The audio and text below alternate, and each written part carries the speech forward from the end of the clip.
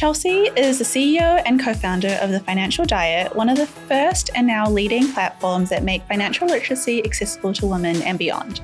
She's an author to a number of books, including The Financial Diet and A Perfect Vintage, and her work has been featured everywhere from the New York Times to Harper's Bazaar. Recognized by Forbes as a change maker in the financial space, we are very lucky to have Chelsea on the show today. Thank you for joining us. Thank you for having me. I'm so excited to do this. To start off, I'd love to know, what do we need to know about your childhood to better understand your views around money?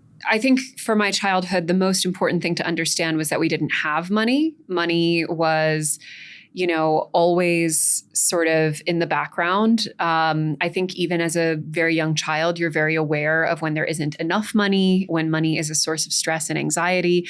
And I just remember from as young as I can possibly recall, just a strong sense of what I wanted when I was older was for money to never be a problem. Money was always extremely desirable to me and extremely, it felt so aspirational. And I think for a long time, especially in my teens and early 20s, I really conflated what I thought I wanted in terms of financial stability, financial safety, and security with just the ability to buy things, which is how I ended up in all kinds of credit card debt and, really ruining my finances. But yeah, I think, when you're a child and you don't have money or that money is a source of stress, what you aspire to or what you seek out is or associate with money is things, cars, homes, clothes.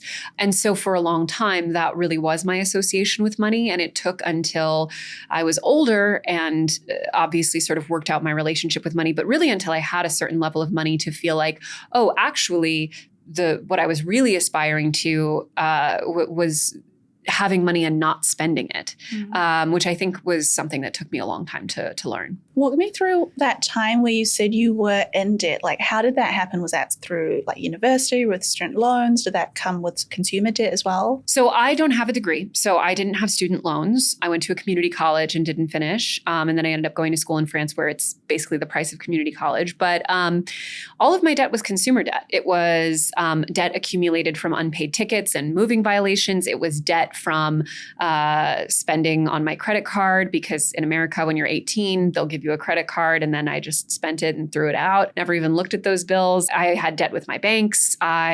Basically anywhere that would let me have credit, I had debt. And yeah, I think that's also part of the reason why starting The Financial Diet, which I did all the way back in 2014, which was a very different time for talking about money.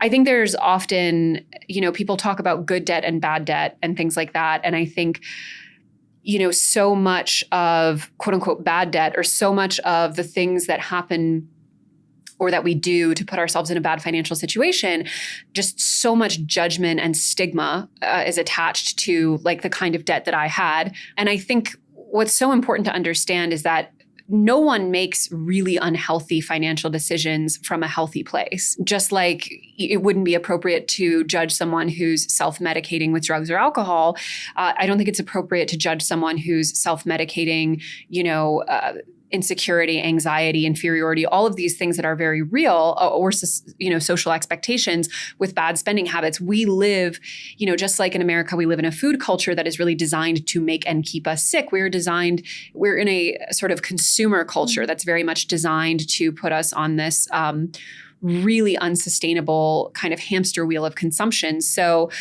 for me, although my debt was pretty much universally bad debt, I actually look at it as an important step to becoming a person who had a much healthier relationship with herself and with the act of consuming, because I don't think I would have learned any other way. That's a really healthy way of looking at it, because there's so much stigma around having debt, and there's so much of, how could I have done this so wrong when other people apparently don't have any debt? Like, how did you navigate that? I was very ashamed. I used to, first of all, I was an extremely avoidant person with money. I would never look at my accounts. I would close my eyes and hope for the best when I swipe my cards. I was very, for me, anxiety always manifests in not looking at the problem. Mm-hmm. Even to this day, I really struggle with it. And, I saw a number today unrelated to money. I saw a number today that I didn't like and, something to do with my work. And I really spiraled, but then I had that same thought process, which I had when I confronted my debt initially, which was, one of my favorite sayings in the world is what gets measured gets managed. Mm. And I think that confronting that and sort of being open about it was the first step is the first step to doing something about it and having a healthier relationship with it. And that's part of the reason why, initially the financial diet was not started to be anything. It was just a blog for me to be honest and transparent about my finances, in part because I think whether it's shame or, a feeling of inadequacy or insecurity, these things have as much power over us as our silence about them and as our kind of absorption of them, if that makes sense. I think the more we absorb these narratives and the more we are alone with whatever it is that's causing us shame, in this case, money, the more power it has over us and the harder it becomes to meaningfully confront it. But once we start confronting it and once we sort of reclaim agency over the thing, whatever it may be, even if it's a really difficult process, which it certainly was for me, there's just such a feeling of it no longer has power over me, like it can't say anything or do anything to hurt me. Do you find that starting the financial diet was your way of like kind of letting out or expressing your journey, or was it something that you did when you were in that journey? Like, how did it begin for you from a blog to like where it is now? I mean, it really, I made the comparison to drugs and alcohol, not even really thinking of this, but the first post was just a picture of me as a child and saying, hi, I'm Chelsea and I have a problem with money, which is very, very similar to what you say in an AA meeting or, any other meeting where the first step is sort of admitting the problem and being honest about it. And I've always just been a kind of person who's very externally accountable. If I want to do something, I tell someone I'm doing it because I've never really felt that accountable to myself for some reason. But I do feel accountable to others. I don't want to disappoint anyone. So for me, externalizing that was a very important first step. And it also really made me think, it also in general, and I've had this experience a lot in my career and in my life, but especially when it comes to a public platform. Generally speaking, the things that have always been the most transformative, the most resonant, that have grown my community or made connections with people or really changed my life in some way are the things that feel the most embarrassing and shameful to put out there.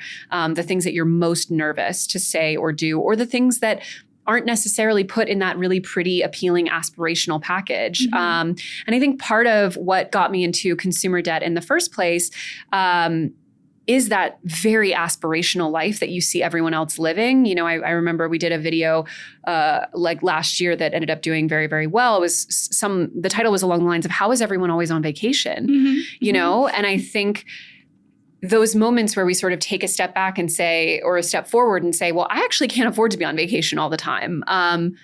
To me are always the most powerful. I love that you said that because it kind of leads into the next question that I had for you, which is why do you think so many of us feel the need to keep buying all this stuff or going on vacation? And also I'd love to know, how is it that everyone's affording a vacation? Well, two things, either undisclosed money or debt. And, that's usually, if you're a younger person, that usually means your parents. It could mean a spouse. Maybe in a couple of cases, grandma got hit by a bus and left you an inheritance. But generally speaking, it's parents or a spouse. Thanks, Grandma. Thanks, Grandma. Shout out, Grandma. I mean, especially in a city like New York, the number of people walking around, one of my friends worked for a woman for years and found out late into her tenure of working with her that she was a woman on television. She had a pretty aspirational career from the outside. Her parents were paying her rent in her mid-30s, and that's the kind of thing that if you're not aware that this is happening all the time all around you, you feel like, well, what's wrong with me? Why am I so bad at managing my money? Babe, you're not managing the same money. Or the other alternative is credit card debt, which many, many people have. And especially now with, the Klarna, the pay-as-you-go kind of stuff, like the option to fall into debt is so seamless in our lives right now. Like it's especially for Gen Z, who are the primary users of these kinds of products. it's just like you don't even think about it anymore. I mean, I don't know if you saw, but I'm sure you saw Klarna, and now you can use it on DoorDash. You can literally finance, a sandwich. And I think as far as why people feel such a compulsion to keep consuming, I think there is, so much has been said about social media and how it's really bad for our brains. And I think that's a no-brainer. It's common sense. But I think one of the most, no matter how well you curate your feed, no matter how much you try to keep it entirely, consisting of things that are good for your mental health, which I do, inevitably the reality is that human brains were not at all designed to be this exposed to this many people's lives. You just weren't meant to see it. You were meant to have a couple friends, a couple family, a couple neighbors, your coworkers maybe, but like you weren't meant to see the vacation that this girl, your roommate's best friend from college went on a vacation this month, and now you're seeing it in great detail. That is abnormal. And I think that because no matter what we do, we're casting such a wide net for whose lives and therefore whose consumer choices we're being exposed to, it's inevitably going to create a sense of inadequacy. And also, to be fair, like consumption is by definition demonstrative, right? We buy things that people can see. And it's not just what we wear. It's not just the car we drive. It's, again, the vacations we take. It's the food that we eat. It is, the paint color that we use on our child's nursery walls. Everything is now a consumer choice that is expressive. What is not demonstrative, what's not on social media is I saved $100 extra again this month. I, eliminated that debt, or I, have a little bit more for retirement. All of the sort of good financial choices, the things that are healthy for us long-term, are boring and unsexy and not the kind of thing you talk about. That's so true. And if you're weighing up, do I go and spend this money, or do I pay off that debt or invest? Only one is kind of nice to put on your Instagram story. Exactly. I think that you've touched on so many great things. Why do you think it is that when we buy things, it makes us feel more worthy? Well, because that's what it was designed to do, right? I mean, there's the entire concept of marketing. One of our first viral articles many years ago was The Woman You Want to Be is Rich. And the sort of crux of it was name any type of woman. And I use women because I'm a woman, but it could be the sort of earthy, outdoorsy California hiking type. It could be the Hampton summer Nantucket boat type. It could be, the Madison Avenue working woman type. It could be any type that we aspire to. But when you think about the cultural images we're fed of this woman, the way we see her on social media, the way she is represented, generally speaking, she's rich. Money is either a huge part of her life in the case of people living very aspirational ones, or it's just not a consideration. It's not a concern. And I think that we often underestimate how much, like even when you watch television, films, for example, I write romance novels. And one of the reasons that I really like writing them is because I like writing romance stories where class and money are front and center, because often you will read, rom-coms, romances, and money is just never mentioned. And like, for example, the ones that take place here in New York, they'll describe, this 20-something woman. And as a New Yorker who knows the finances of my city, I say, well, you're describing a multimillionaire, but she works at a flower shop or she works at a bakery. And there's this kind of, I think, in our cultural sort of messaging and in our entertainment and in the way that we consume life, the prism through which we see life, we sort of like to do it in a very class-blind, money-blind way. But the implication of that, the sort of unspoken implication, is that money's not a problem. And, the sort of cost that it takes to live a certain way, project a certain image, whatever the case may be, is just never spoken. But the reality is, when we think about all of the things that we deem as aspirational, for the most part, they at least require financial stability. They at least require having disposable income. It's like what you said, when you were younger, you wanted more things. And when I think about myself, I remember in school, I don't know how this came up. It was a science class and our teacher said, describe your ideal husband. We went to an all-girls school. It was kind of question that I don't know why it came up. And I said, I'd love someone with a white picket fence and a polo t-shirt. And my teacher goes, you've just described a rich man. Like, that's what you want. Yep. And I thought to myself, but I just wanted stability. I just want, a partner that, life is stable. But to me, stability was things. And you explained it so well. You said, I want to grow up and I want to have these things, but I realize that things are just signs of having money, signs of having success. How do we create a life where we want that stability, but we also acknowledge that, you know, sometimes we want nice things, but we can't have everything? It's hard, right? Because that's the sort of hedonistic treadmill, right? The hedonic treadmill is, or lifestyle inflation is that you'll always want more than you had yesterday. And what was yesterday's aspiration becomes tomorrow's baseline. That's just kind of how these things work. And I think, you know, ultimately, there are a few key choices in our lives that dictate whether or not we are going to step onto that hedonic treadmill, right? For example, the home that we buy. There are few purchases in a person's life, a home, a car. There are a few big ones that sort of put you on very specific paths because they become very big financial obligations, and they also typically lock you into a lot of other financial choices as kind of a secondary measure. So for example, if you buy a home, let's say in a very expensive neighborhood that's at the very top of your budget, that also likely comes with a lot more expensive maintenance. You probably also are living in an area that has more expensive food, more expensive shopping, more expensive gas. You know, I think it's very important, first and foremost, to look at these big crossroads in your financial decision making. So, for example, I don't have children, but public versus private school for your child is another big decision.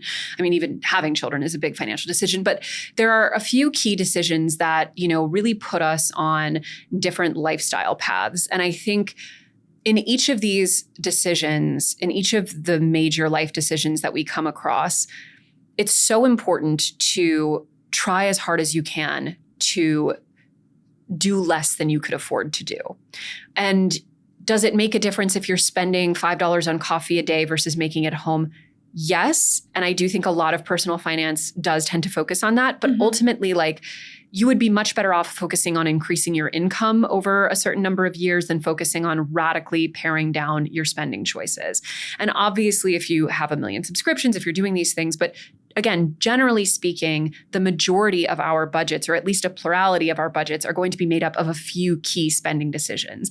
And that is also, I think, where we often tend to make the most identity-based decisions, right? Like the kind of house that we live in, the kind of car that we drive, the kind of school that we send our child to. Like, these decisions tend to be also very wrapped up in how we're perceived by the outside world. And don't get me wrong, I could have afforded a lot more house than I purchased. I intentionally purchased a home that was well below my budget because I wanted a low monthly home payment.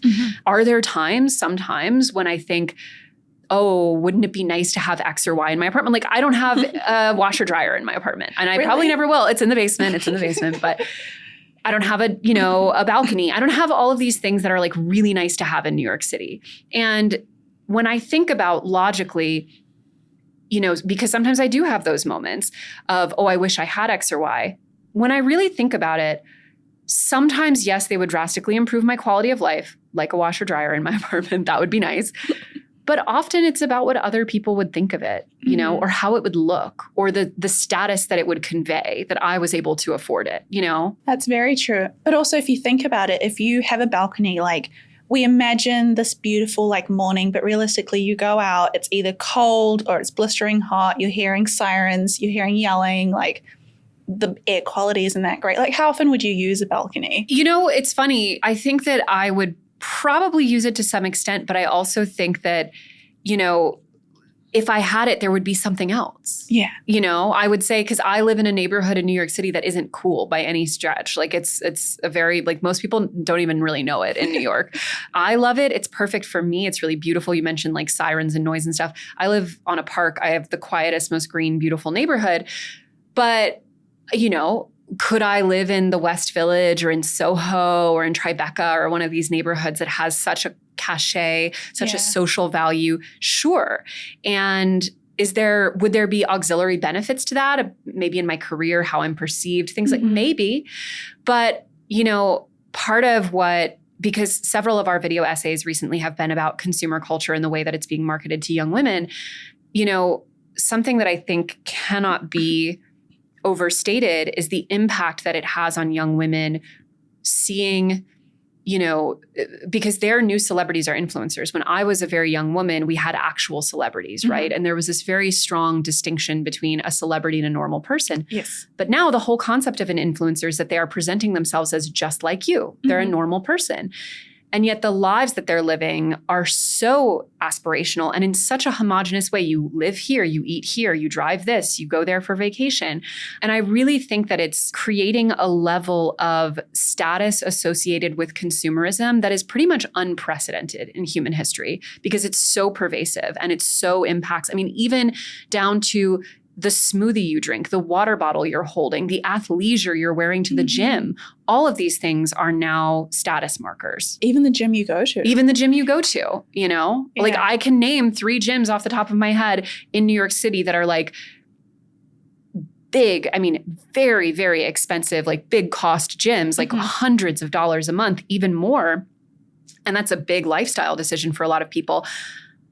But those themselves have become social clubs, status symbols. It's so frustrating because you almost feel like you would save so much money if you were just more confident in yourself and didn't 100%. Care about what other people thought. It is very true. I think there's a fine line, right? Because ultimately, humans are visual creatures. They're social creatures. There is no doubt that there is a social and by extension professional and by extension financial benefit to presenting yourself in a certain way, to being able to do certain things, move in certain circles. Absolutely.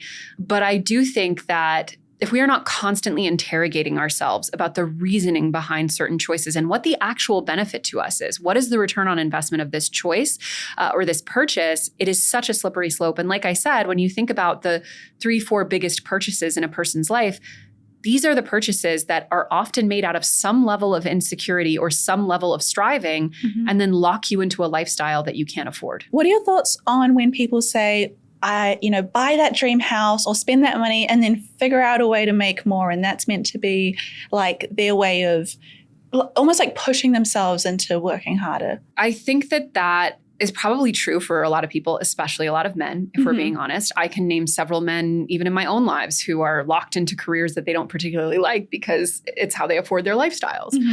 And there's obviously a lot of social prestige attached to that. There's a lot of validation that people, again, especially men, get from their careers. I think the frustrating thing about that to me is it sort of misses the point. I was having a conversation recently with a friend of mine who's very successful in her field and to me has kind of achieved pretty much, she's maxed out a lot of what you could want to achieve financially, certainly in her career, especially quite young in her career, early in her career.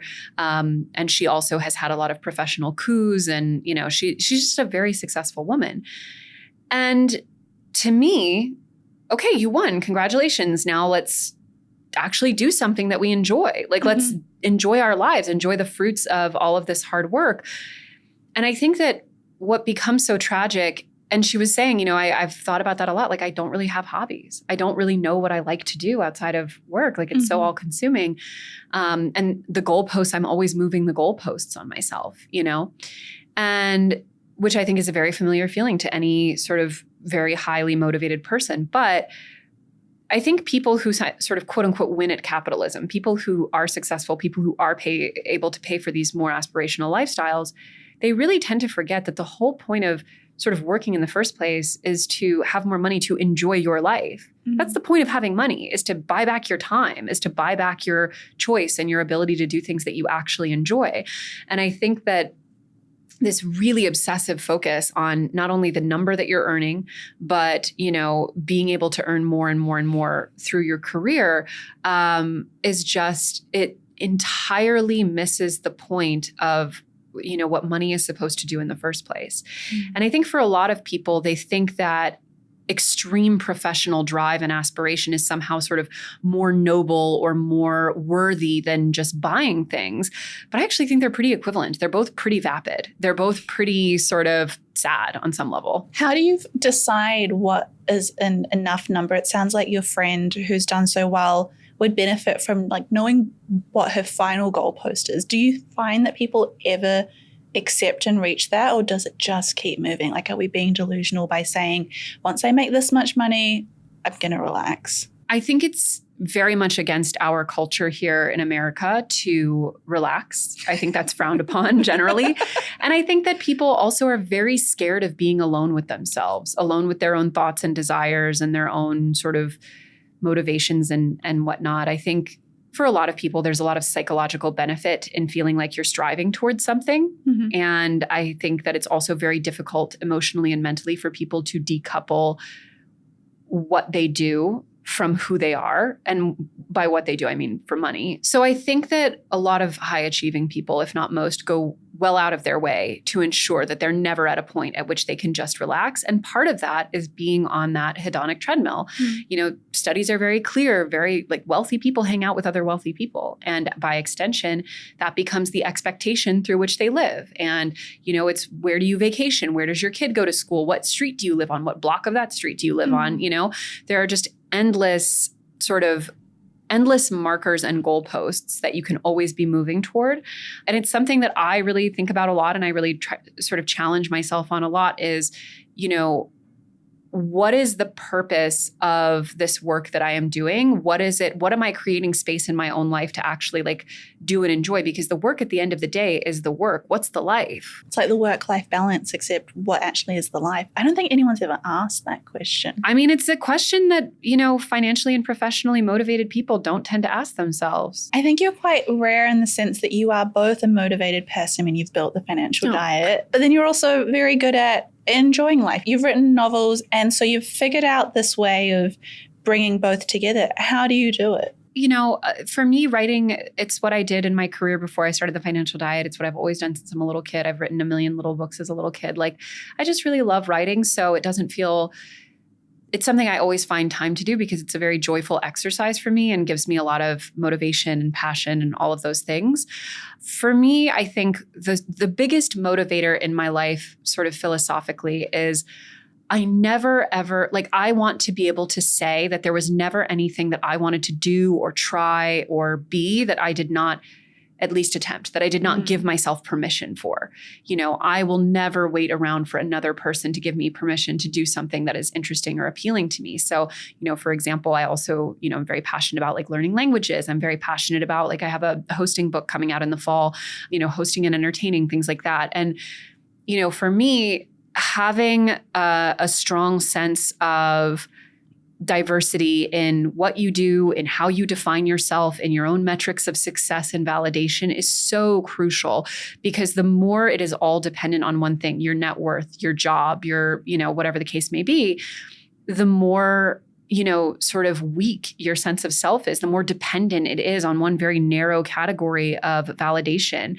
Also, I think for me, there's something so tragic about waiting around for the right time to do or try something, because so many of the things that people hold themselves back from doing are things that they don't necessarily need money for. They don't need permission for. You know, how many people, you know, I'm very into languages. I speak a few languages, and every single time I talk about that, there's inevitably people who say, I really want to learn. I would love to learn a language. I would this, that. I'm like, girl, we don't use Duolingo anymore because of the AI stuff, but like there are a million language learning apps.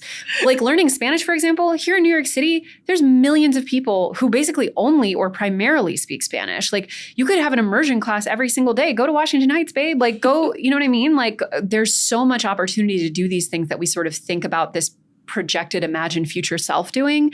And to me, I think that dynamic where we're holding ourselves back from things that are well within our capacity to do or try is the primary thing that leads to regret and dissatisfaction in life. You've done a really good job speaking of how we start narrowing the sense of self, and we see like such a, I want to say resurgence, because it definitely fluctuates, but a resurgence in what's now been branded as like Tradwife content.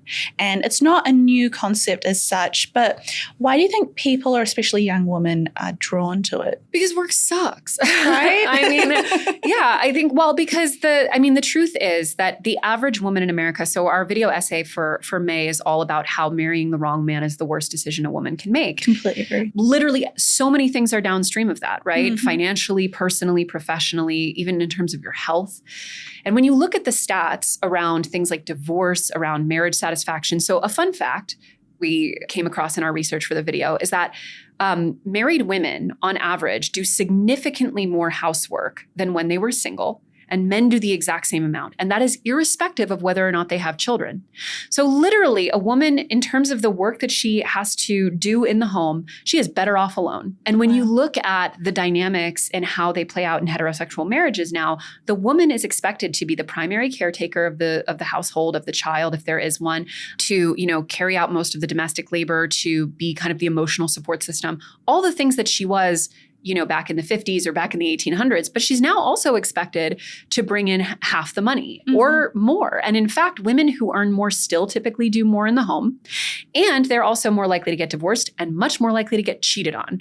So I think that when you look at the way heterosexual marriage and children shakes out for the average woman, I totally understand. I would be like, hell no. Like, if you want me to do all these things, I am not working a job. You give me a credit card and so on and so forth.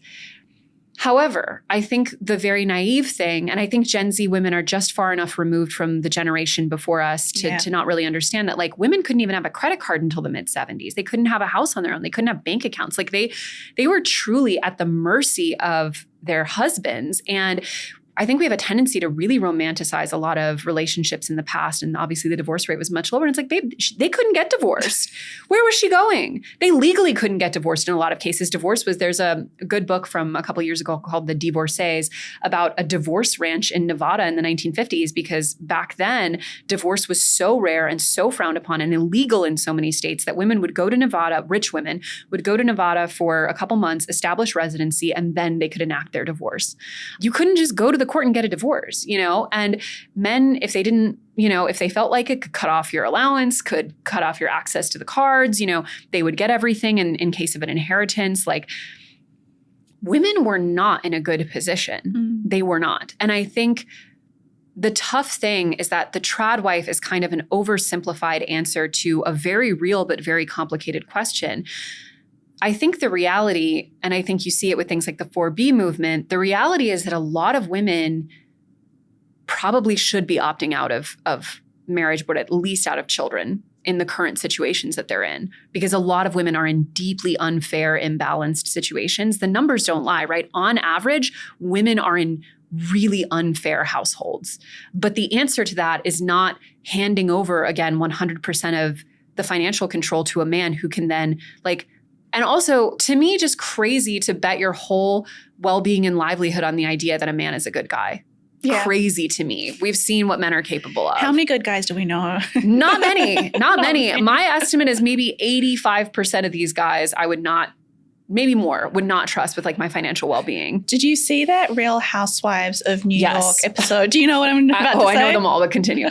The episode where one of the housewives, I'm new to this new series, she went to check her Bitcoin balance because they were going to pay off some of their mortgage for their house. And her husband had not only drained the account of the Bitcoin, he had drained it many years ago for debt that she did not know that the family had, and he didn't tell her. So interestingly, my one of my good friends, and she's a co-host of my podcast, she wrote an article for Bloomberg about the financial infidelity, and he slid into her DMs to yell at her.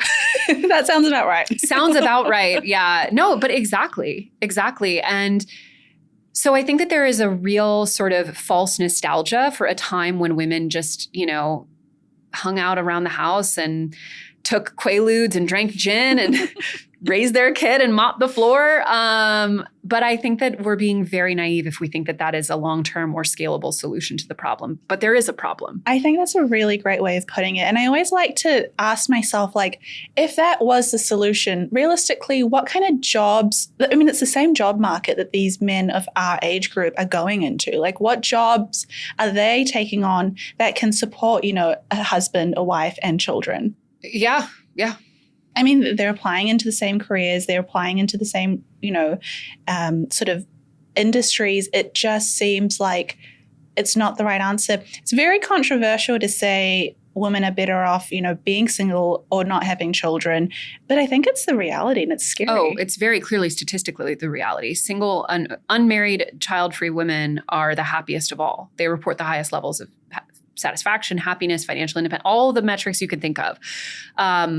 And it's women who initiate the vast majority of divorces. And in fact, there's been a huge increase recently in the number of divorces over 50 and especially over 60, mostly by women, because I think especially for an older generation, they're saying, you know what, I would rather die alone because their dating prospects are not good.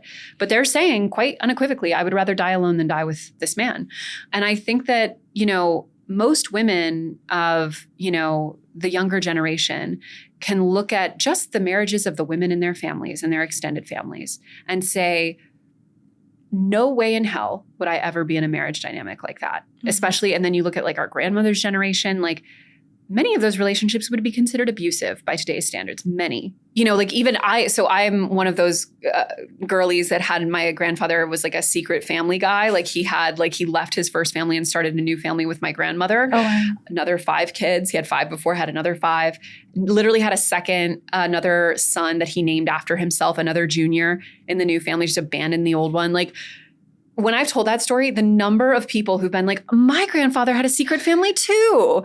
Like, I think people just really underestimate what things were like before women had basically any financial or legal power. I think you have done a really great job of dissecting that. We've talked about Tradwife content. We've talked about overconsumption. If you could choose like a topic that could go viral, what would be that topic? What would be the message that you'd want these young women to receive? We say young women like we're 80 years old. What is the next generation going to learn from us?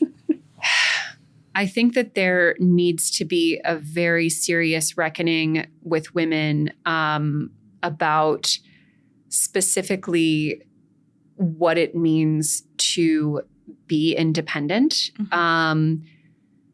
Because I think, in America, we no longer have a universal right to abortion, for example. That is a huge loss.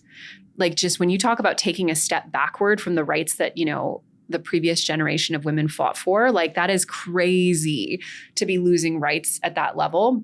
And so much of it is because there is just not a lot of institutional power that women have still. Mm-hmm. When you look at our representation in government, when you look at who has the money, when you look at who runs the companies, like when you look at, all of these clear markers of who is dictating the society we live in, women still, despite being the majority of the population in America, we do not have anywhere near real gender parity. And a lot of the sort of superficial definition of independence, what it meant to be a woman who had it all or who, was that sort of empowered and independent woman, kind of like, my very naive idea of what it meant to have money as a child, this very naive idea of what it means to be an empowered woman is like Sex in the City. It's like, the woman who is a high-powered career girl, but then she goes out for martinis with her friends and then she raises her kid at night or whatever. But we have to understand that that is not what power looks like. That is not what real influence looks like. And that is certainly not what will actually liberate women. We need, I think, to become much more lucid about the fact that any true sort of power, any true independence is a collective act. It is not an individual act. And so much of the personal finance space, especially geared toward women, is so individualized. It's how do you get rich? How did I get rich? Let's get rich. Okay, but what are we actually doing with the influence and the power and the leverage that wealth then conveys? And that, I think, is the question that more and more women are sort of running away from, and again, into the arms of men. Which is exactly where we had to run away from 2 generations ago. Chelsea, I could honestly keep talking with you about this topic for days and days and days. I love this so much. If people cannot get enough of you, which I think is going to be everyone listening, where can we find you? The Financial Diet, everywhere you go on social media. And then my personal accounts are at Fagan Chelsea on TikTok and Instagram. And you do some really good hot takes on those personal accounts. I fear that TikTok may be my medium. I love TikTok. I know I'm like the oldest girl on there, but whatever. Holding it down for our mid-30s queens. I love it. Thank you so much for coming on. Thank you for having me.